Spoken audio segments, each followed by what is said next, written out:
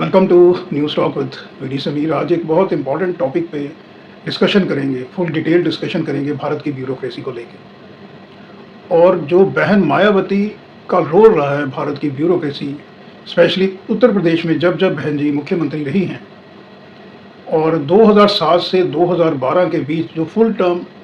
Chief minister रही बहन मायावती, तो उस दौरान जो ब्यूरोक्रेसी के रिफॉर्म्स हुए थे उत्तर प्रदेश के अंदर, वैसे रिफॉर्म्स पूरे देश में करने की ज़रूरत है, सेंटर लेवल पे भी और अलग अलग राज्यों में। 2027 में उत्तर प्रदेश का विधानसभा चुनाव है और साथ ही पंजाब का भी विधानसभा चुनाव है। कुछ और राज्यों में भी 2027 में विधानसभा का चुनाव है, लेकिन उत्तर प्रदेश और पंजाब के जो ब्यूरोक्रेट्स हैं, आईएएस और आईपीएस ऑफिसर्स हैं, उनको अभी से समझना चाहिए, क्योंकि बहुत इम्कान बन रहे हैं, बहुत चांसेस बन रहे हैं कि उत्तर प्रदेश के अंदर और पंजाब में बहुजन समाज पार्टी की सरकार बन सकती है। और जो बहन मायावती बसपा के सुप्रीमो हैं, उन्होंने ब्यूरोक्रेसी के ऊपर चेक और जो बैलेंसिंग्स हैं वो लगाई। ब्यूरोक्रेसी जो अकाउंटेबल नहीं है, हम किसी भी ब्यूरोक्रेट को, जो राज्य सरकार है, स्पेशली आईएएस और आईपीएस ऑफिसर्स को कार्डर अलॉट किया जाता है, उनको स्टेट्स दी जाती हैं, लेकिन स्टेट केवल और केवल चार्जशीट दायर कर सकती हैं अगेंस्ट ब्यूरोक्रेट्स और ज़्यादा से ज़्यादा उनको कर सकती हैं सस्पेंड,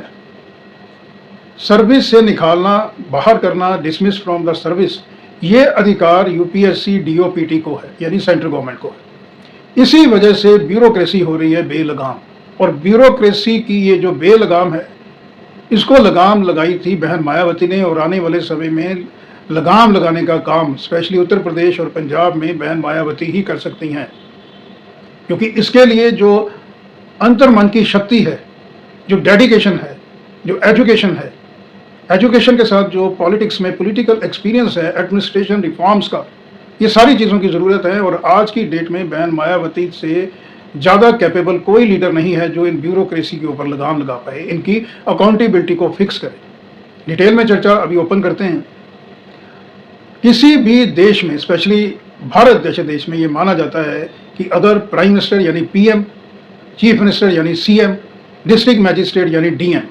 तो पीएम, सीएम और डीएम अगर ऑनेस्ट हो तो भारत की तरक्की को कोई नहीं रोक सकता। लेकिन मेरा मानना है पीएम, सीएम, डीएम, ये जो ऊपर से नीचे की कड़ी है, इसको मैं नीचे से ऊपर की तरफ लेके जाता हूं, यानी डीएम, सीएम और पीएम। अगर एक डिस्ट्रिक्ट का डीएम यानी deputy commissioner, district collector honest है, एक जिले का DCP, deputy commissioner of police, police कप्तान, एसएसपी अगर ऑनेस्ट है, तो उस डिस्ट्रिक्ट की प्रोग्रेस को, उस डिस्ट्रिक्ट के लॉ एंड ऑर्डर को बेहतरीन बनाया जा सकता है डिस्ट्रिक्ट लेवल से। और अगर डिस्ट्रिक्ट लेवल से इसकी शुरुआत होती है, तो डिस्ट्रिक्ट से होके ही फिर आगे डिवीज़न और स्टेट और देश की आर्थिक स्थिति और जो देश की इंटरनल सिक्योरिटी है, यानी सुरक्षा और जो अनुशासन है, ये जुड़ा हुआ है। अगर किसी डिस्ट्रिक्ट के अंदर लॉ एंड ऑर्डर बहुत बढ़िया है, तो और अगर किसी स्टेट के अंदर लॉ एंड ऑर्डर बहुत बढ़िया है, ब्यूरोक्रेसी जो है, प्रशासन बहुत अच्छा काम कर रहा है, तो उस स्टेट की तरक्की को कोई नहीं रोक सकता। उस स्टेट्स के अंदर बड़े बड़े इंडस्ट्रियलिस्ट इंडिया के और मल्टीनेशनल कंपनीज भी उस स्टेट्स के अंदर अपनी इंडस्ट्री लगाने के लिए बेकरार रहेंगे। लेकिन आज क्या हो रहा है, 1947 से पहले ही ये जो प्रशासनिक सेवा है, इसकी शुरुआत हो गई थी। अंग्रेज़ों के ज़माने में जो डिप्टी कमिश्नर है, इसको डिस्ट्रिक्ट कलेक्टर बोला करते थे, और रेवेन्यू की जिम्मेवारी इसकी होती थी। 1947 के बाद भी ये सारा सिस्टम चलता रहा, यानी 1947 से पहले जब हम गुलाम थे, तो इन प्रशासनिक अधिकारियों की अकाउंटेबिलिटी देश की जनता के प्रति बिल्कुल नहीं हुआ करती थी। और आज आज़ाद होने के बावजूद 75 ईयर्स की हमारी डेमोक्रेसी है, उसके ऊपर की डेमोक्रेसी की भी लाइफ हो गई है, लेकिन ब्यूरोक्रेसी भारत के आम जन को अभी भी गुलामों की तरह ही ट्रीट कर रही है। मैं आपको एग्जांपल देके बताता हूं कि एक डिस्ट्रिक्ट के एसएसपी को, पुलिस कप्तान को, और एक डिस्ट्रिक्ट के डीसी, डिप्टी कमिश्नर को मिलने के लिए आम जन को दिनों और महीनों का इंतजार करना पड़ सकता है। आम आदमी जिसके लिए ये प्रशासन सेवा शुरू की गई थी, आईएएस और आईपीएस की जो मुख्य ड्यूटी है, ये फील्ड से रिलेटेड है, यानी जनता से इनका संवाद। लेकिन आम जनता इन ऑफिसर्स को मिल ही नहीं सकती है। संवाद और फीडबैक की बात तो आप छोड़ें। थोड़ा सा और डिटेल में आपको मैं बताता हूं कि एक आईएएस ऑफिसर्स को और एक आईपीएस ऑफिसर का ज्यूरिडिक्शन बहुत बड़ा है। आईपीएस ऑफिसर जो है वो डेपुटेशन पे अपनी स्टेट से सेंटर में जा सकता है। मान लीजिए एक आईपीएस ऑफिसर को पंजाब काडर अलॉट हुआ है, तो वो सेंटर पे डेपुटेशन पे जा सकता है। सेंटर पे वो सेंटर आर्म पुलिस फोर्सेस यानी बीएसएफ, सीआरपीएफ, आईटीबीपी, सीआईएसएफ जैसी एजेंसियों में वो डेपुटेशन पे जा सकता है। इसके अलावा raw, intelligence bureau, in fact SPG के अंदर भी डेपुटेशन पे एक आईपीएस ऑफिसर जा सकता है। इसी तरह से एक आईएएस ऑफिसर भी अपनी स्टेट से सेंटर पे डेपुटेशन पे जा सकता है। अलग अलग लेवल पे जो मिनिस्ट्रीज हैं सेंटर की, वहाँ पे वो सचिव के तौर पे, कमिश्नर के तौर पे काम कर सकता है। इतनी आज़ादी इन ब्यूरोक्रेट्स को दी गई है, लेकिन इनकी अकाउंटेबिलिटी टुवर्ड्स जनरल पब्लिक वो नहीं है। यानी ये बड़े से बड़ा घोटाला भी अगर कर लेते हैं तो ये सलाखों के पीछे जाना, इनको सलाखों के पीछे लेके जाना बहुत मुश्किल है, क्योंकि जो फाइल्स होती हैं, ब्यूरोक्रेट्स, एक आईएएस ऑफिसर ही फाइल्स को आगे जो है वो मिनिस्टरगण, मंत्रीगण जो हैं,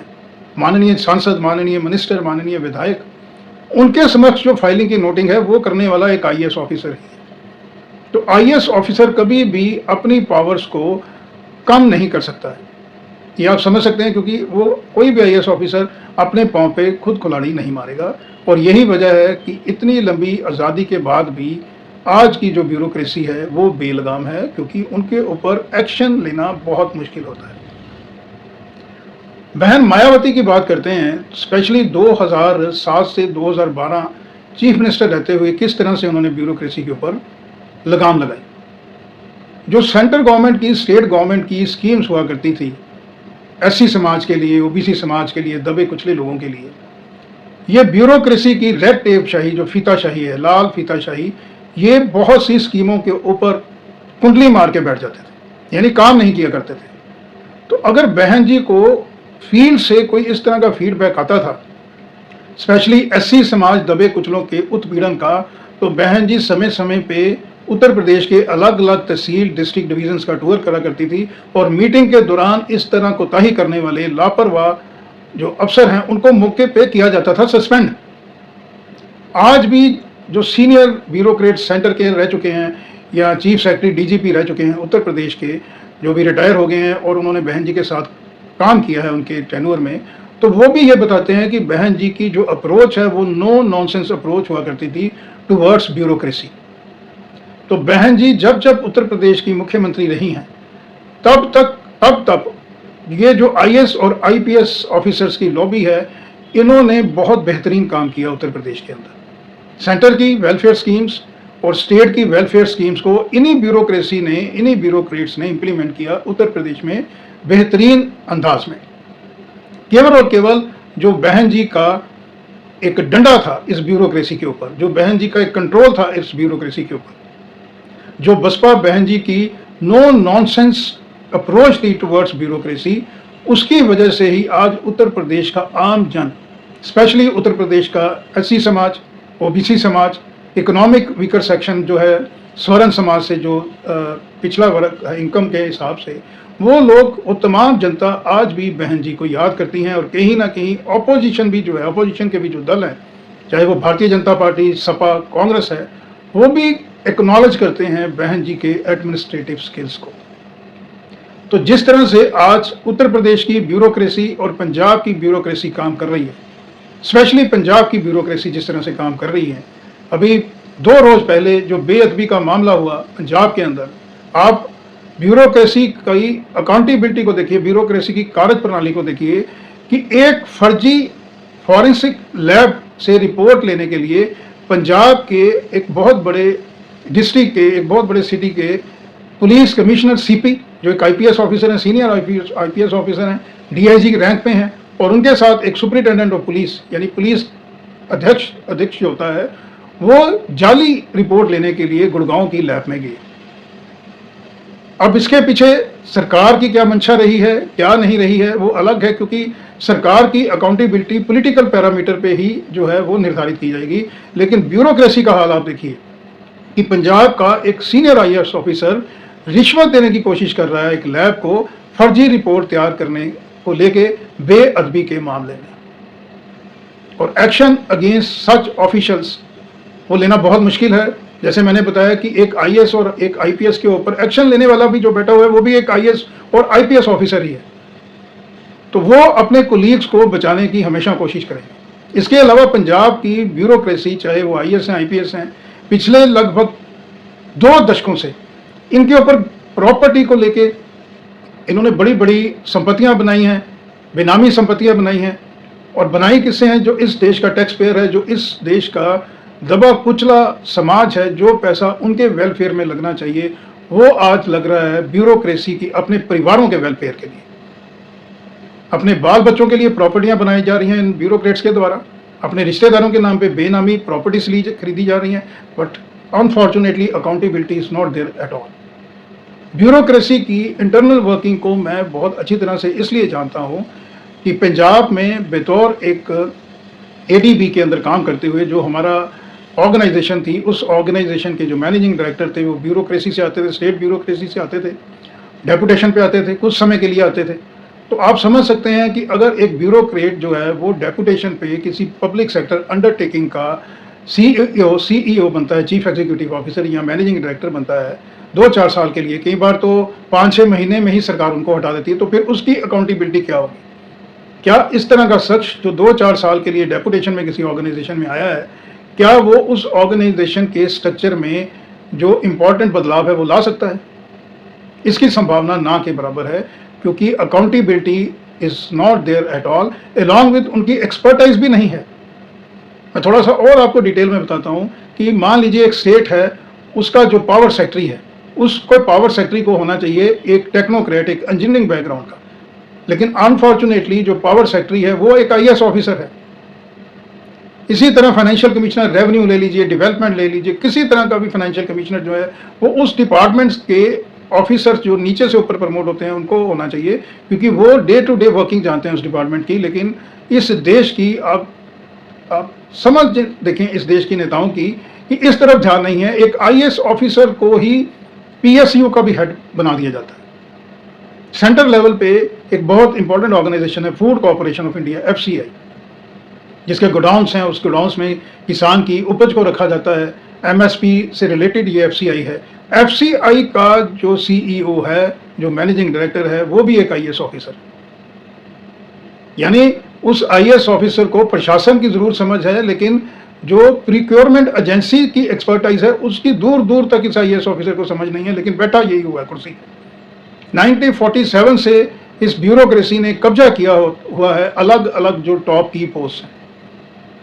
सबसे ज्यादा चिंता और दुख का विषय यह है कि सेंट्रल गवर्नमेंट भी इस संदर्भ में कोई काम नहीं कर रही है।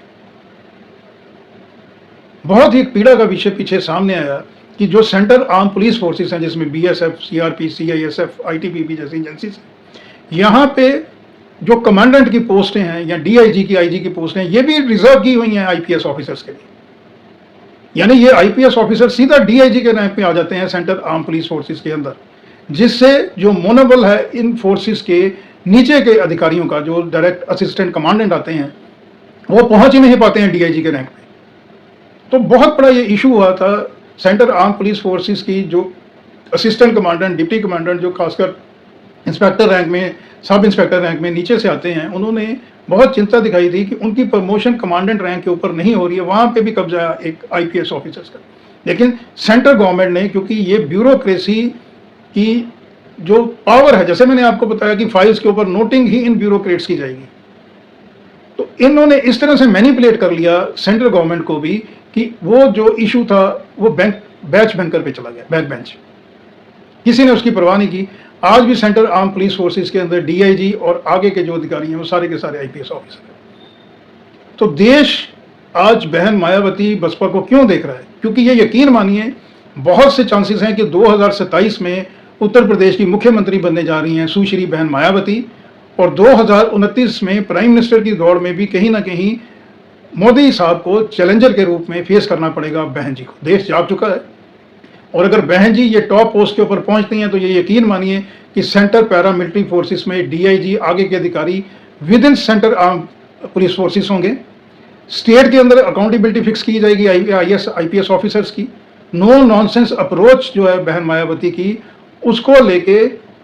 इनकी चार्जशीट जो गलत ब्यूरोक्रेसी के अंदर, मैं ये नहीं कह रहा हूँ कि सारे ब्यूरोक्रेट्स ही करप्ट हैं, कामचोर हैं, लेकिन ज़्यादातर जो संख्या है वो इन्हीं लोगों की है। तो इनके खिलाफ जो है वो तगड़ी से तगड़ी कार्रवाई बहन मायावती ही कर सकती हैं, क्योंकि बहन मायावती, मैं एक चीज़ और आज के युवाओं को बताना चाहता हूँ कि बहन मायावती जब शुरुआती दौर में वो यूपीएससी आईएएस ऑफिसर ही बनना चाहती थी, लेकिन जो मान्यवर काशीराम हैं उन्होंने बहन जी को कहा था कि नहीं, आप पॉलिटिक्स के अंदर आइए, आप मुख्यमंत्री बनिए, प्राइम मिनिस्टर बनिए और इन ब्यूरोक्रेसी के अंदर रिफॉर्म्स लेके आइए, ताकि ये जो ब्यूरोक्रेसी है ये आम जनता के लिए ही बनाई गई थी। आम जनता को राहत देने के लिए इस ब्यूरोक्रेसी के अंदर रिफॉर्म्स किए जाएं, ब्यूरोक्रेसी को अकाउंटेबल बनाया जाए। तो ये जज्बा केवल और केवल बहन मायावती में है। आज देश में कोई और इस तरह का नेता नहीं है जिसके पास इतनी विल पावर, जिसके पास इतनी कैपेबिलिटी, जिसके पास इतनी कैपेसिटी हो और इस सारी चीज़ों का मिश्रण हो। एक तो एडमिनिस्ट्रेटिव रिफॉर्म्स की नॉलेज हो, पढ़ा लिखा